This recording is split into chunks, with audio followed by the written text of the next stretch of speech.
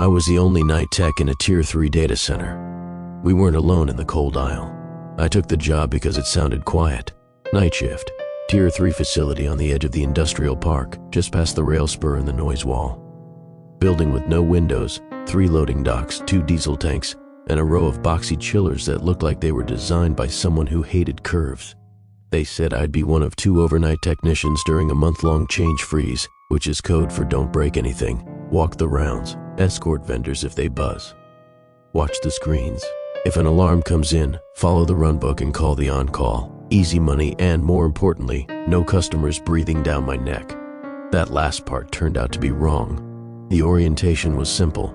Badge in through the turnstile, palm scan, man trap, then another badge at the interior door. There's a rhythm to it after your first couple passes. One door closes and seals before the next wakes up, a polite metal heartbeat. The guard on days, Pete, told me the usual horror stories about people slapping the emergency power off mushroom in a panic. You slap that and you'll hear the sound of careers ending, he said, grinning. He tapped the red cap like it was a sleeping animal. Inside, the air was the first thing I noticed. Data centers smell like brand new electronics and cold dust. They sound like rain that never hits the ground. Thousands of tiny fans make a physical noise that isn't loud exactly, but fills the empty places in your thoughts. The floor vibrates at a frequency that makes you check your pockets and forget why. You either love it or hate it. I loved it. It felt like order, like all the messy parts of the world had been filtered out and what was left ran on rules. The NOC, Network Operations Center, was a glass fishbowl with 3 desks, a row of wall screens, and a coffee maker that belonged in a museum. My coworker for nights, Gia, was supposed to meet me at 2,200 hours. She texted that traffic was a nightmare on I-5 and she might miss the first hour. No big, I said. Pete handed me the keys, did a joking little bow, and left with the day crew. The building sighed. The fans kept raining. I settled in. I'd done nights before, but not in a place this big. 4 data halls, A through D, each a football field of raised floor. Hot aisle containment and cold aisle doors, rows of identical black racks with eye-level nameplates, Tenant Alpha Rack 19, Tenant Beta Spine 02. You get numb to brand names when you stare at them long enough. The way a word loses meaning if you say it 20 times. Everything is numbers, temp in, temp out, PUE, UPS load, crack set points, delta T on the chilled water loop. If the numbers behave, you can relax. If they start to drift, you start walking. The runbook said to do a round at the top of every hour, hall of first. The man trap nudged me into the cold. I like the transition. Heavy, dry office air on one side, the refrigerated, filtered breath of the data hall on the other. The cold aisles are lit bright. In the hot aisles, the lights are softer, and the air feels like a blower hand dryer pointed at your shins. I walked the row, scanning for anything out of place. An amber lead, a door ajar, a cable tray sagging. Everything looked like a catalog photo. The only weird thing on night 1 was the humidity. We tracked dew point pretty closely. You don't want condensation at scale. The BMS screen showed a little sinusoidal wobble, off by a few tenths every 12 seconds or so, like the room was breathing with a metronome. I made a note. I told myself the sensors were just settling. At 23:08, Gia texted that she'd turned around. Her kid was sick. "You good solo?" she wrote. I said yeah, I was. I liked the quiet. I liked having a building full of blinking lights that did what they were told. Just after midnight, the badge reader on Hall B chimed and flashed green with no one near it. I turned, reflex more than thought, and watched the inner door ease open 2 inches and stop. The status panel beside it showed egress in progress, and then, a second later, door secured. I stepped over, pulled it gently, checked the latch. Solid. I looked at the camera feed. Nothing but the empty vestibule and me squinting at the screen. The system logs recorded a card number I didn't recognize. The field where a name should be read, already inside. I screenshotted it, more as a huh than an alarm. I reset the reader, checked the hinges. The fans rained. The dew point in hall arose and fell by half a degree exactly on time. I told myself the badge reader was misconfigured, that someone fat-fingered a field during last month's software upgrade. I went back to the desk and watched the UPS load graph draw a gentle green hill like an EKG for machines. At 1, I did a second round. Hall C this time.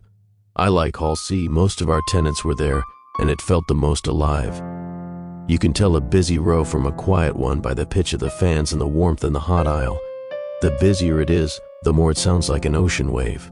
A few racks had the little blue button lights glowing on their front, vendor diagnostics. A few had yellow tags clipped to the door handles, awaiting parts, that sort of thing. In row C12, one of the crack units spun up to a higher speed, and the airflow made the clear containment strip curtains flutter. If you have a mind that sees patterns in noise, a data hall is dangerous. The way the plastic strips move, the way the LEDs ripple, the way the cable bundles sway when the floor shakes as the chillers cycle, they make shapes you want to decode. I took my time because it felt good to be needed. The building was full of "I got this," the panels watched, the numbers behaved. When I got back to the NOC, a new ticket was blinking in the queue. DCIM, Auto Discovery New Assets. I clicked it and frowned. We weren't onboarding anyone during the freeze. The discovered assets had names in the format the platform uses when it sniffs something it can't identify. Tenant 0 Rack 01, Tenant 0 Rack 02, up to 12. No switch names, no power supplies, no serial numbers, just rack placeholders. The requested by field said my name and my employee ID. I didn't request anything. I closed the ticket as investigate manually and told myself I'd open a bug with DCIM in the morning. I almost typed, "Aha, very funny," but there was no one to accuse. At 1:47, a BMS alarmed. Soft beep, nothing that makes you run.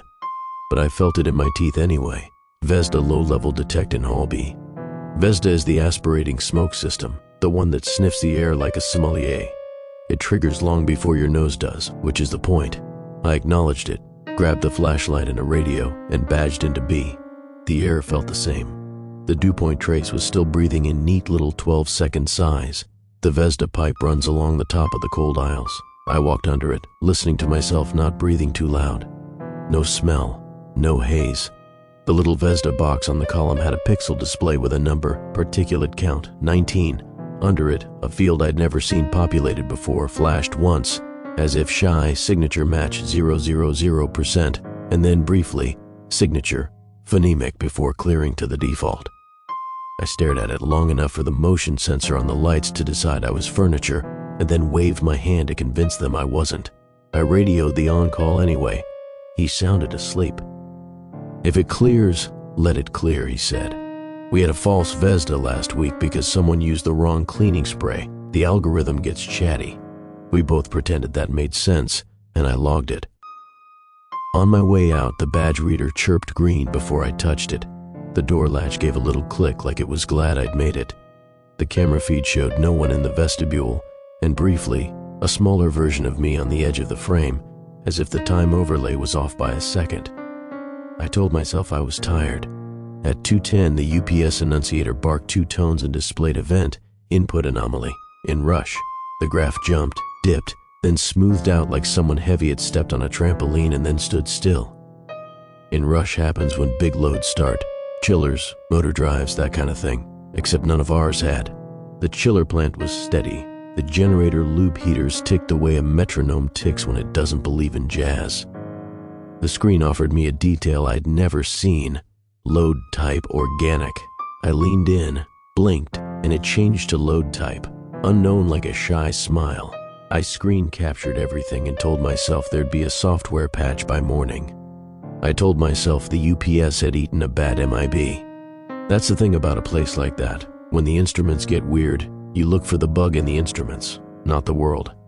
At 2:33, the wall of monitors in the NOC blipped. For a second, instead of the nice grid-arranged camera feeds, it showed a layout that didn't match any hallway I knew. The angle was wrong, as if the camera were mounted a few feet higher than the ceiling. The timestamp said 2:32:59 and then 2:32:58 and then 2:33. In the feed, someone walked the row with my gate. I put my hand on the glass like an idiot and felt the cool. Sometimes you touch things to make them part of the world you like. My phone buzzed. A calendar item had been pushed to my work account. Mate window 3000 to 0330 task. Provision host. U, rack, tenant 0 spine 00, port, mouth 1. I opened it, thinking it was a prank, but the invite came from a legitimate maintenance group I recognized. I hovered over the organizer and it resolved to no reply. And then the domain blinked out, as if my phone forgot the end of the address. I said nope, out loud to no one. I got up, made the long walk to Hall D, the least populated, and stood just inside the man-trap. The air told me nothing. The cold aisle to my left glittered. The hot aisle to my right blew a steady sheet of warmth on my legs. The number on the nearest crack readout ticked down, up, down, like a breath you hold and then unhold. Down the row, 12 racks had fresh paper labels zip-tied to the top rails. I couldn't have missed them an hour ago. The labels looked like our printer's font, our style, like someone had gone into the template and made exactly what I would have made if I were onboarding a tenant in a hurry. They said, Tenant 0 Rack 01 through Tenant 0 Rack 12. I walked to the first and put my fingers under the lip of the handle. Cold. I didn't open it. The door had a perforated, metal face, hex holes that make a mesh fine enough to be almost fabric. When you stand close, you can't help but notice your breath pushes a tiny fog through the holes that vanishes instantly. The fog pattern, I don't know how to say this without sounding like a person who sees Jesus in toast. The fog seemed to form letters, not English, too many strokes, but undeniably letters and undeniably deliberate. When I stepped back, the perforations were just metal again.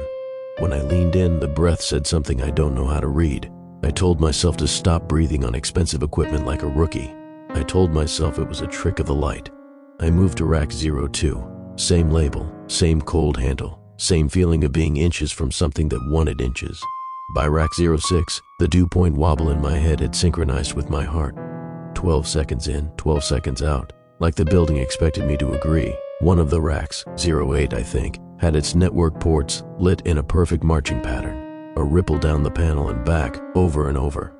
Not a vendor diagnostic, that looks like theater. This looked like the panel thinking of a word and trying to remember how to spell it. From the hot aisle, something sighed. You only hear the hot aisle when it wants you to. Otherwise, it's a constant. This sigh had weight to it, like the first note from a choir. It made my eyes water the way very low sounds do. I went around because you can't not go around when a sound like that asks you to. On the hot side, heat hits you in a simple way. Do not stand here long. But the air flowing past my legs felt cool for a moment, like the chillers had hiccuped, then hot. The backs of the mystery racks had blanking panels in every empty U, and the panels weren't the cheap plastic kind. These were matte black plates with no logos, no screw heads, like someone had blanked the idea of a void. My flashlight beam died on them like light underwater. When I angled the beam, the surface showed a sheen that moved opposite my wrist. I reached up to a cable tray to steady myself and felt vibration. Faint, fast, a tremolo more than a shake. The bundles up there are color-coded, orange for fiber, blue for copper, and for a second the orange looked red, and the red looked like it pulsed, like blood remembering arteries. I pulled my hand away, because sometimes admitting a metaphor into your hand is the same as admitting it everywhere. I backed out into the cold aisle and exhaled too fast. The perforated doors of the 12 racks fogged at once and cleared in the same rhythm. I didn't check if they spelled anything. My radio decided it was music and hissed a shape that wanted to be a word. I tried to key up and got only side tone, no channel. At 3, the building made a new sound. The chillers outside can be heard faintly in the halls when they stage. They wind up in pairs to match load, then settle. This wasn't that. This was the cold aisle air itself thickening for a second, a pressure I felt in the soft part at the base of my throat. The BMS screen on the nearest column jumped 3 degrees colder, then corrected.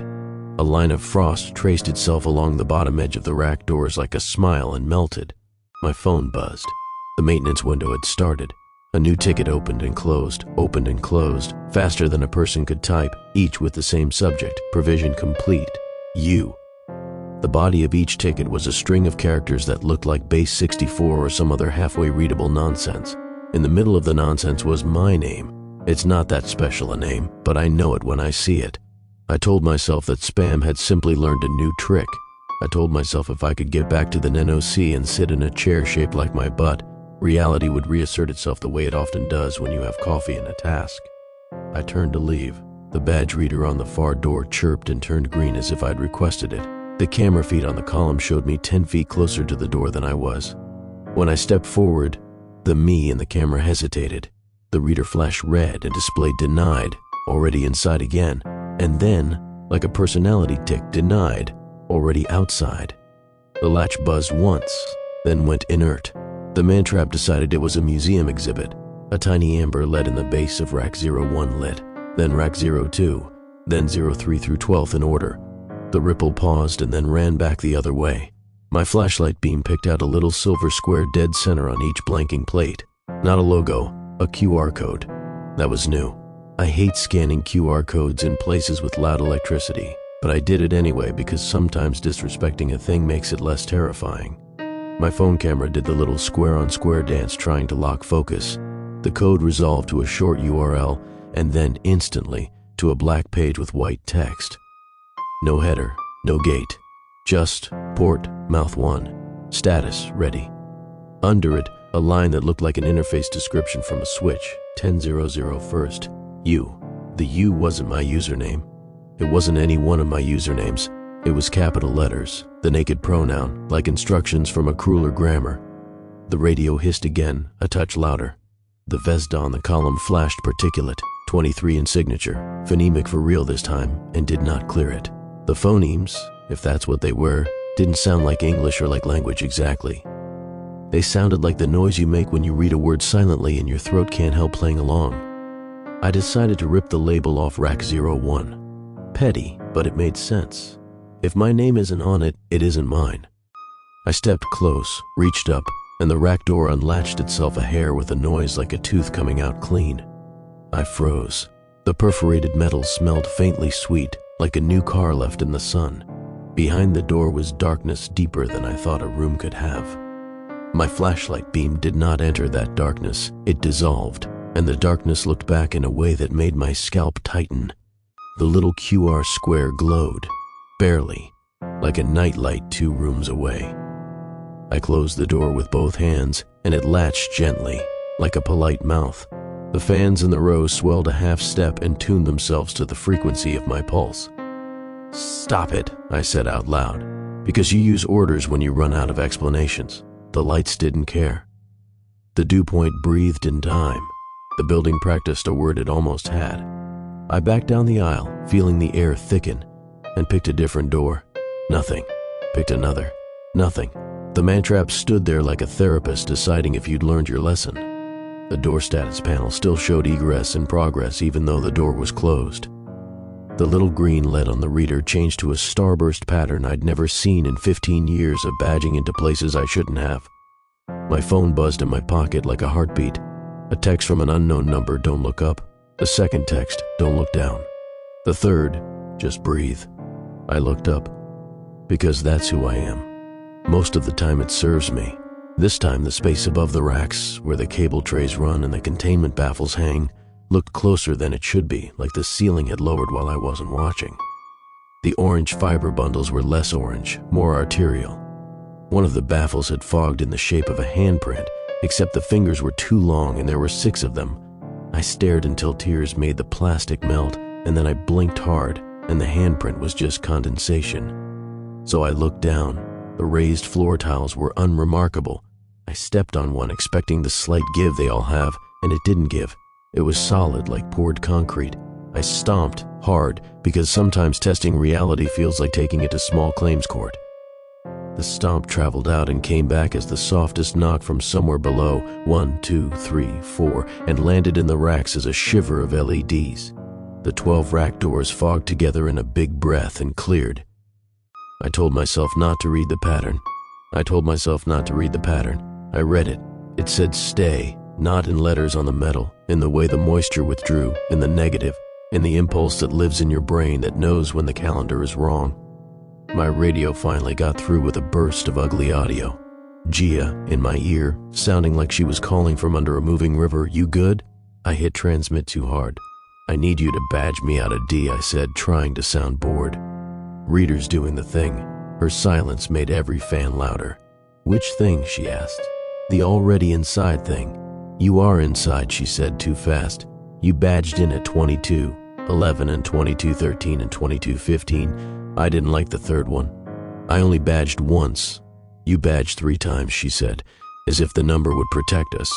"Also, the logs say you badged out at 1:04 and 2:33. You okay?" I thought of the camera feed that showed me behaving like a stutter. I closed my eyes, took a breath that felt illegal, and said, "Can you come to D?" she said on my way, and then, softer, like she knew the answer and asked anyway, "Is the Vesda doing it?" "It's doing something," I said. The cold aisle pulsed again. The QR code glow on the blanking plates got a little warmer, a little more like a candle you don't remember lighting. The maintenance tickets continued to open and close, each closing note shifting slightly, like an algorithm learning to form a sentence. Provision complete. You became provision complete. You are, and then provision complete. You are ready, and then in one, just ready. I put my back to a column and watched the door. The fans took their breath at the same time I did because that's what happens when you listen long enough. I could hear Gia's footsteps through the floor tiles. Quick, practical. The man-trap beeped. The inner door didn't move.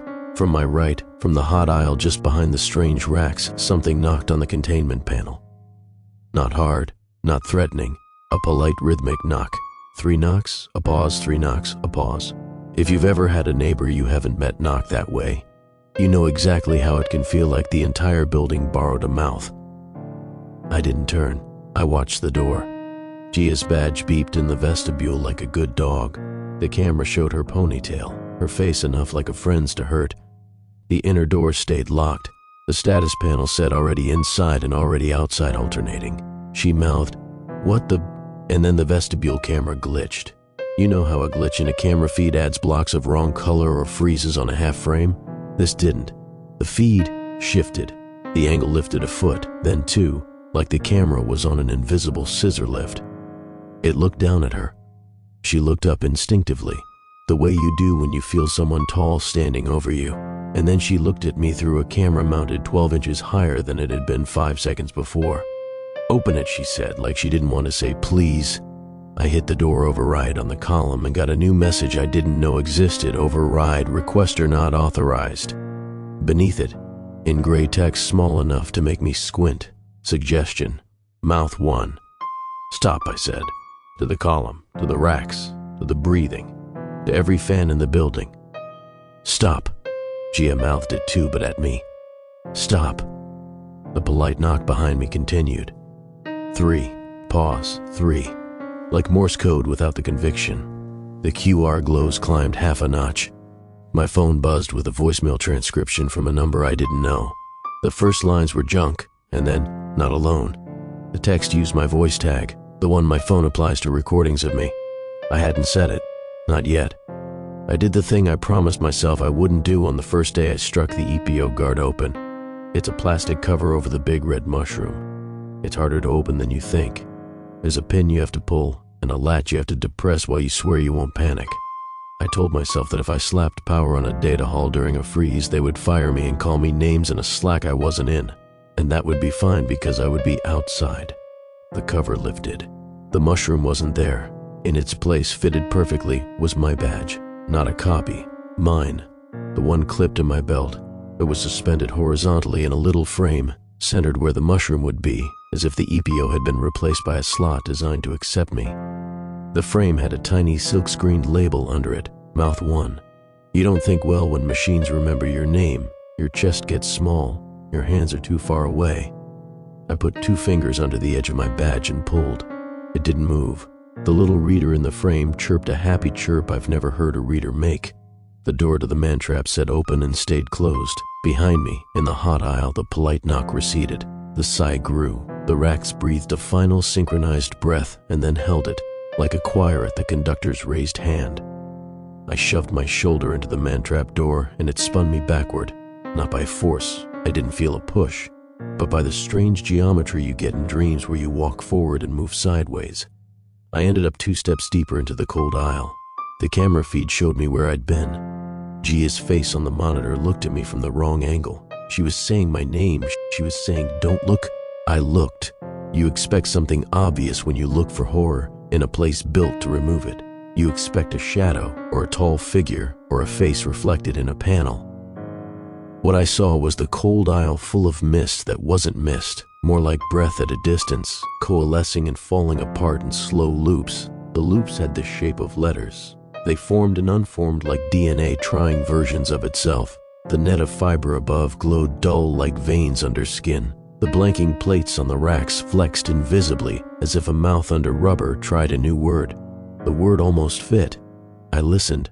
The sound in the building lowered until I could hear the tick of my watch, which I never hear.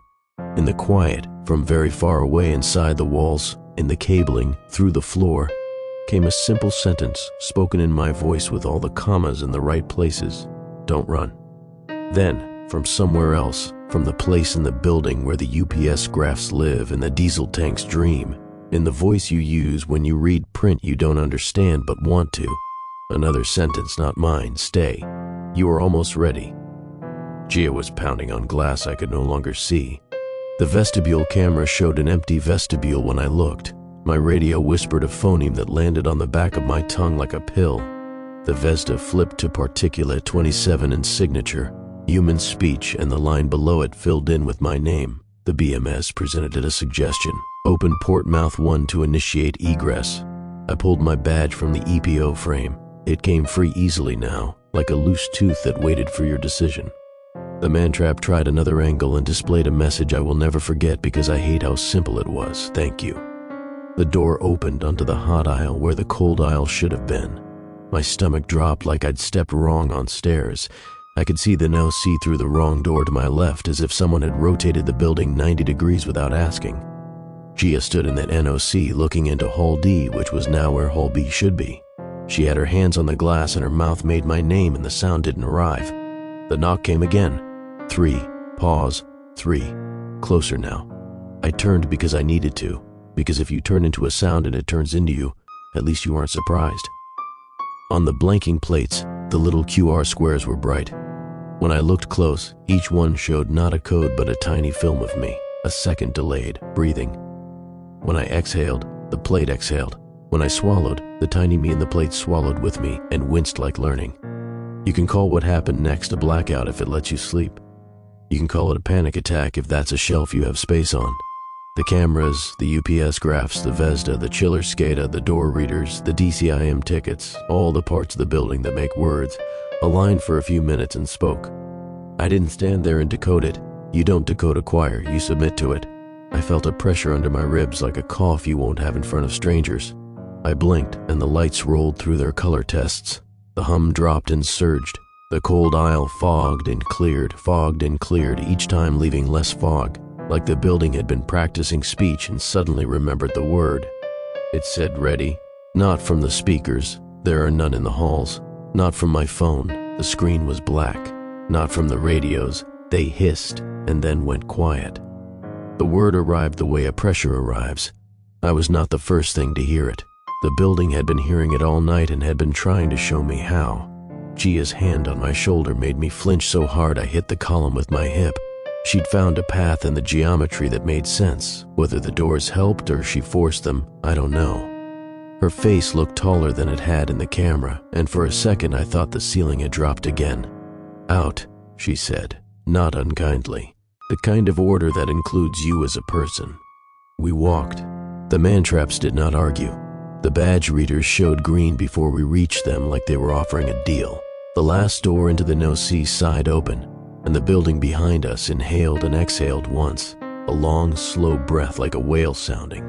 The wall screens in the NOC were full of tickets, not thousands, just one, replicated on every screen so big I had to back up to read it. Provision complete. You. Under it, a file attached, audio_rs-d-03-27min.wav. Gia clicked it like a person in a movie who doesn't believe in consequences. For 27 minutes, the NOC played my voice. Not a recording I remembered making. Calm, like a sleep story. Every 6 seconds, not alone, no music, no fan noise, just my voice, room tone smooth, repeating it with the patience of weather. In the last 30 seconds, a second voice joined under mine, same pitch, less practiced, and the two of us said it together. On the final repetition, the spectrogram on the screen drew a figure-8 pattern, a lysogis that looked like an eye. We stood there and listened, me say the thing I hadn't said yet. When it ended, Gia wiped her face with her sleeve and said, "I'm calling it," and hit the facility-wide page button. "All hands evac," she said into the mic, closest I've ever heard to church in her voice. "This is not a drill. There was no one else to evacuate. Days would tell us that." The other night tech had swapped to days the week before. The day shift had left. The vendors had gone home. The only people in the building were us and whatever occupancy the cold aisle had decided to count itself as. We cleared the turnstiles, and Pete's guard desk looked like a place I had known once. The lobby smelled like winter jacket and burnt coffee. We walked into air that didn't taste filtered. Outside, the chillers hummed like gray whales, steady, and the diesel generator yard lights washed everything a sodium white. The night had a real sky over it, and the stars were where stars belong. A few minutes later, the building exhaled again. The aisle lights flashed white in the upper windows, and the vents on the roof opened and closed like lips without a face. I don't know if it was my nerves or the truth, but the plume from the chillers looked like words for a second, pushed flat by the crosswind, forming letters no one taught me, and then it was just water and air at the temperature it needed to be. They threw money at it. That's what you do when a building makes a sentence. Consultants, auditors, software patches.